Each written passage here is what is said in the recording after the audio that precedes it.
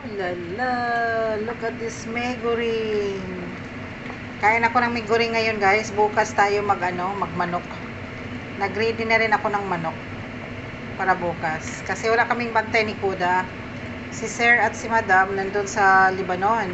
Flight kanina. So bukas, Sunday, pwede naman akong kakain ng meat.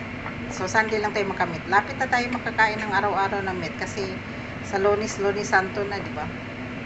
Tiis ko talaga yung 40 days na hindi ko makain ng manok. Sunday lang. Nagtanong din talaga ako, guys, kung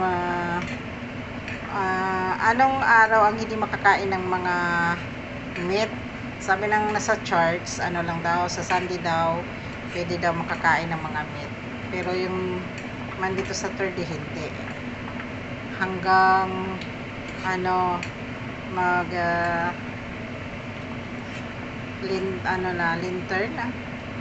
lintern. Tapos, after that, wala na. Pwede natin kakain ng mga meat. Ayan. Noodles muna tayo, guys.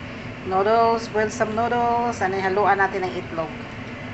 Ayan. So, yun. Dahan-dahan lang. Andito yung itlog natin. Ay! Tumako yung itlog natin. Itlogs! Ayan. Nilagyan ko ng guys, bandage yung kamay ko. Kasi may sugat konti.